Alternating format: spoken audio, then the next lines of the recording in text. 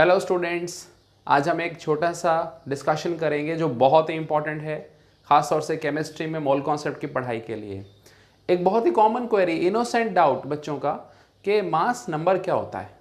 मास तो एक ऐसी चीज़ है जिसको हम मेजर करते हैं, उसको हम लिख सकते हैं, उसके यूनिट्स हैं, उसके डायमेंशंस हैं।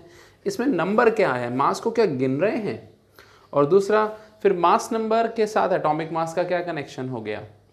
ये दोनों बहुत ही इंपॉर्टेंट पॉइंट होते हैं उन बच्चों के लिए जो मोल कॉन्सेप्ट को अभी अभी पढ़ना शुरू कर रहे हैं और जो उसकी प्रैक्टिस में थोड़ा उलझ जाते हैं कि इन नंबरों को कैसे डील करें। बहुत सारी चीज़ें होती हैं। तो ये जो कहानी है मास नंबर की या एटॉमिक मास की या एएमयू या यूनिफाइड मास या एटॉमिक मास स्केल की, ये सब इस बात पर टिकी है कि हमने अपना एटॉमिक मास का जो बेसिस है वो कहाँ गए लिख गए हैं। हमने कार्बन का एक ऐसा एटम अपने एटॉमिक मास के लिए सेलेक्ट किया है जिसका हमने यहाँ डिज़ाइन बनाया है। देखिए, उसके न्यूक्लियस के अंदर चलते हैं। देखो, ये इलेक्ट्रॉन्स के घूमने की जगह है, ये रहा न्यूक्लियस जो रेड कलर से मार्क किया गया है। कार्बन का ये जो आइसोटोप है इसे हम 12C कहते हैं। 12C मतलब एक ऐसा कार्बन का एटम जिसके न्यूक्लियस में 12 पार्टिकल्स हैं। यही पार्टिकल्स हैं जो हमारे मास का बेसिस बनते हैं। तो ये यहाँ पे आपने डिस्प्ले किया है, 6 प्रोटॉन्स हैं और 6 न्यूट्रॉन्स हैं। तो कुल मिला के इन्हें हम 12 न्यूक्लियॉन्स कहते हैं, न्यूक्लियस में रहने वाले पार्टिकल्स। तो कार्बन के एटम का जो मास है वो इन्हीं के साथ तालमेल रखता है, यानी इन्हीं से एसोसिएटेड है, राइट। और हर एक को हमने एक छोटा मास का पैकेट माना हुआ है। तो ये जो दो नाम है इनका आपको क्लियर मतलब समझना होगा।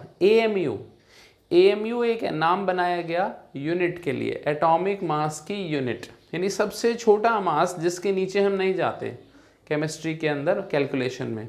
और दूसरा बनाया यू का मतलब है एक पैकेट ऑफ मास। आप देख सकते हो न्यूक्लियॉन भी छोटे छोटे छोटे पार्टिकल्स हैं, तो उनके अंदर हम नहीं जाते। हालांकि न्यूक्लियॉन्स हम फिजिक्स में पढ़ते हैं, न्यूक्लियॉन्स क्वार्क्स से बने हैं, but we are not interested in that. तो यूनिफाइड मास है the smallest packet of mass present in the nucleus.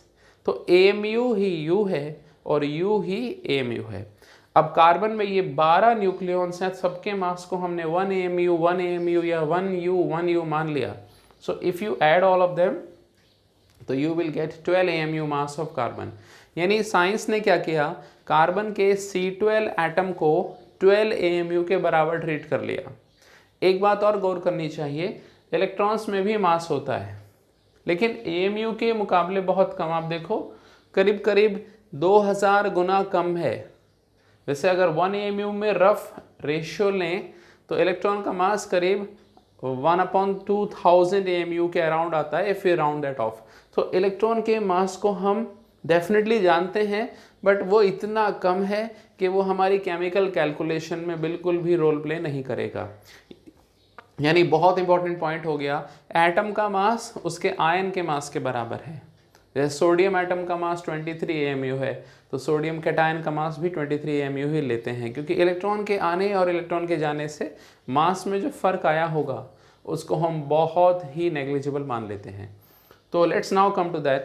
हमने एक चीज़ देखी, दुनिया में हर चीज़ एटम्स से मिलके बनी है और एटम्स के अंदर मास कहाँ छुपा है, न्यूक्लियस में। न्यूक्लियस में कौन रहते हैं, न्यूक्लियॉन्स। न्यूक्लियॉन्स को गिना जा सकता है। तो जी ये मास का नंबर आ गया। आप देख लीजिए, कार्बन के अंदर अगर 12 न्यूक्लियॉन्स हैं तो कार्बन का मास नंबर हो गया 12। तो किसी भी केमिकल एलिमेंट के सिंबल में ऊपर लिखा हुआ होता है नंबर ऑफ न्यूक्लियॉन्स। ये वो नंबर है जो होल नंबर है, नेचुरल नंबर है, और जिसको हम यूज़ करते हैं मास निकालने के लिए। सो अभी ये 12 की कोई यूनिट नहीं है, it is just the number which is representing the mass. एक ऐसा नंबर जो हमें मास तक पहुंचाएगा, सो इसलिए इसका नाम पड़ गया mass number. So mass number is the number of nucleons present in any atom, right. अब इसमें डेसिमल वाली वैल्यू कैसे आती है, बट उससे पहले स्केल देखिए। कार्बन के एटम से हमने स्केल बनाया और एक कार्बन के C12 एटम में ये हमने 12 छोटे छोटे पार्टिकल्स कंसिडर किए और हर एक को 1 AMU मान लिया। तो इस एक छोटे से हिस्से का वजन कितना हो गया कि कार्बन के मास का 12th हिस्सा। हम कार्बन के एटम को फिजिकली नहीं तोड़ रहे, सिर्फ मेंटली सोच रहे हैं कि उसका वो 12वां हिस्सा अगर हम ले लें जो हमें एटॉमिक मास बैलेंस बनाने में काम आएगा। तो मान लीजिए कार्बन इतनी चीज़ों के बराबर है, तो एक चीज़ का मास कितना है, 1/12 इंटू मास ऑफ C12। अब आइए देखें इसको यूज़ कैसे करते हैं। तो जो डाल्टन और उसके साइंटिस्ट थे उन्होंने रिलेटिव एटॉमिक मास का कॉन्सेप्ट एक तराजू के रूप में सोचा होगा कि मान लीजिए एटॉमिक मास का स्केल है, एक बैलेंस है, जिसमें जिस एटम को आपको मेजर करना है आप यहाँ वो रख देंगे, राइट। जैसे यूनिवर्स में एटम है और एनर्जी है, तो एनर्जी तो हम यूज़ नहीं कर सकते, तो एटम से ही एटम को मेजर किया जा सकता है। तो जिस एटम को मुझे मेजर करना है वो मैंने यहाँ रख दिया।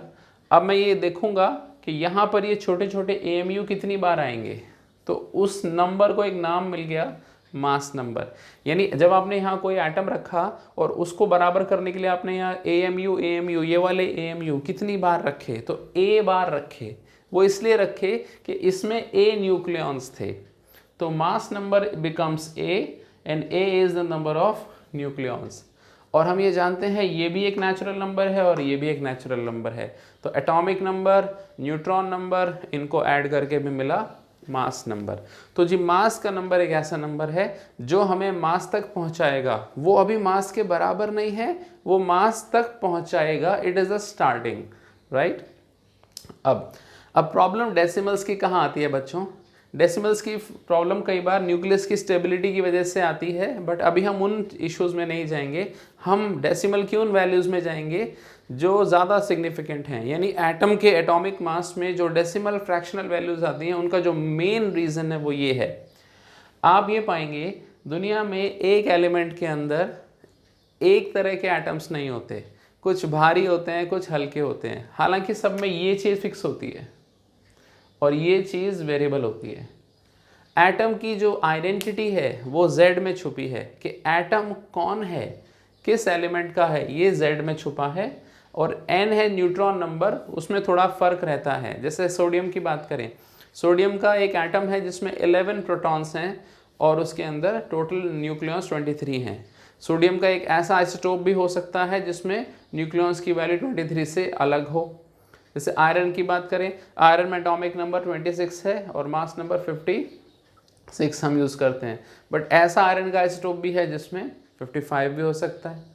ऑक्सीजन की बात करें, ऑक्सीजन का एटॉमिक नंबर 8 है, लेकिन उसका जो मास नंबर है वो 16 लग रहा है, उसमें 17 वाला भी हो सकता है। तो इस तरह से एटम्स के खुद के जो भाई दोस्त हैं वो ही वेरिएशन ला देंगे। जैसे एग्जांपल देखिए, आइसोटोप्स में मान लीजिए 2 आइसोटोप्स हैं, E is the symbol of the atom, Z is atomic number, ये तो फिक्स रहेगा। तो ऊपर लिखी हुई चीज़ में फ़र्क होगा, ये इधर A1 है, इधर A2। अभी मान लीजिए A1 A2 से कम है, राइट। तो कभी भी ये नहीं करना, एवरेज ऐसे मत लेना, please don't do this thing. आप ऐसे जैसे आपके पास आया 12, 13, 14, तो आप ये नहीं कर सकते 12 + 13 + 14/3। This is not the way we take average, क्योंकि हमें पहले ये देखना होता है कि कोई आइसोटोप कितनी बार हमारे सैंपल में मौजूद है। That is called natural abundance.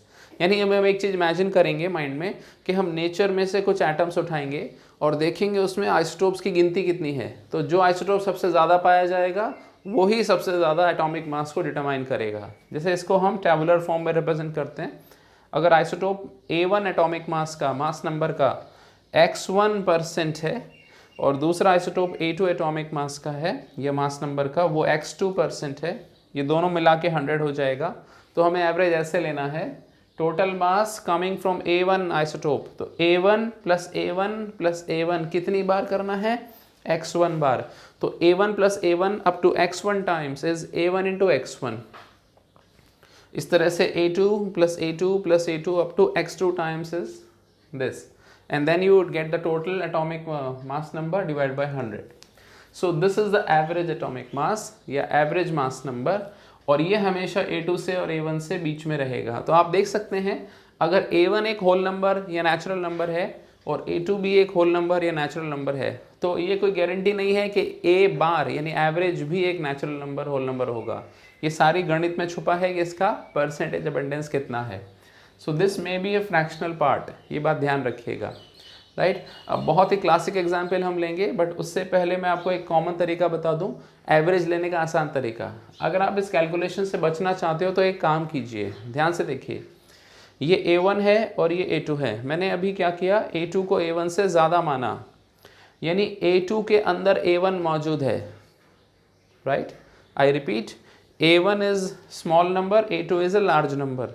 तो A2 के अंदर A1 प्रेजेंट है, तो यानी A1 यहाँ भी है और A1 यहाँ भी है, तो A1 को तो कॉमन ले लिया क्योंकि वो दोनों के अंदर मौजूद है। अब बाकी रह गया इसमें जो थोड़ा फर्क था, डिफरेंस, यानी A2 A1 से जो ज़्यादा था उसे हमने डिफरेंस कह दिया, तो उस डिफरेंस को हमने x2 बार मल्टीप्लाई कर दिया और फिर 100 से डिवाइड कर दिया। यानी एवरेज में या तो हम इस मेथड से जा सकते हैं, which is a conventional method, आप इसे सॉल्व करो, लेकिन अगर कैलकुलेशन को स्मूथ बनाना है तो हम ये काम करेंगे, एक आइसोटोप का मास नंबर ले लेंगे जो सबसे हल्का होगा, और बाकियों में जो डिफरेंस बच गया उनको उनके परसेंटेजेस के साथ मल्टीप्लाई करके हम 100 से डिवाइड कर देंगे। तो A1 में A1 का कोई डिफरेंस नहीं, तो x1 का कोई टर्म नहीं आएगा, और A2 A1 में डिफरेंस कितना है, delta A, which is A2 minus A1, तो x2 टाइम्स आया। तो कॉमन वैल्यू प्लस डिफरेंस का average, so this can also be an average value. आइए इसको अब यूज़ करते हैं कितनी स्मार्टली। तो हम एक बहुत अच्छा सवाल बना लेते हैं। क्लोरीन एक आइसोटोप, दो आइसोटोप के रूप में पाया जाता है, Cl35 Cl37, और हम इसका एवरेज मास नंबर निकालना चाहते हैं। तो इसका एवरेज मास नंबर ऐसे आएगा, if you do this, so let's write this, A bar is, अगर हम कन्वेंशनल फॉर्मूला फॉलो करें तो 75 into 35 plus 25 into 37 divided by total कर दीजिए, दैट इज़ 100। आप यहाँ 25 से कैंसिल आउट कर सकते हैं और आप इसे मैथमेटिकली वेरीफाई करके देख लेना, this will come out to be 35.5। यानी 35.5 किसी भी क्लोरीन एटम का मास नंबर नहीं है, लेकिन ये ऐसा मास नंबर है जो एवरेज बन गया, जो हर क्लोरीन को इक्वल मान लेगा। तो कितनी आश्चर्य की बात है, this is not the mass number of any of the chlorine, but this will be used so that हम इनको एक जैसा मान सकें। That's the beauty of average. अब समय है ऑल्टरनेट मेथड को ट्राई करने का। आइए ऑल्टरनेट मेथड ट्राई करते हैं। आप देखिए 35 यहाँ है और यहाँ 35 है, मैं इसे लिख सकता हूँ 35 प्लस 2, तो 35 यहाँ से मिला, 35 यहाँ से मिला, 35 का एवरेज तो 35 ही होगा, राइट। अब देखते हैं कितना डिफरेंस है, 35 यहाँ तो पूरा हमने यूज़ कर लिया, यहाँ 2 बच गया, कितनी बार बच गया, 25 बार, so that is 2 multiplied by 25 divide by total 100। तो हमने क्या किया, जो एक्स्ट्रा यहाँ बच गया उसका टोटल जोड़ के एवरेज ले लिया, so this is clearly 35.5. So you can see this is the better method when you take the common and the difference. तो याद रखिएगा, किसी भी एटम का मास उसके न्यूक्लियस के अंदर छुपे हुए लोगों की वजह से होता है, उन लोगों को न्यूक्लियॉन्स कहते हैं। वो गिनती हमेशा नेचुरल नंबर होगी, लेकिन आइसोटोप्स में परिवर्तन आने की वजह से, इन परसेंटेजेस की वजह से एवरेज वैल्यू फ्रैक्शनल हो सकती है। So that is our mass number which is average. अब आप यहाँ AMU की यूनिट लगा देंगे तो this is the average mass of 1 chlorine atom. Hope you enjoy the topic. Thank you.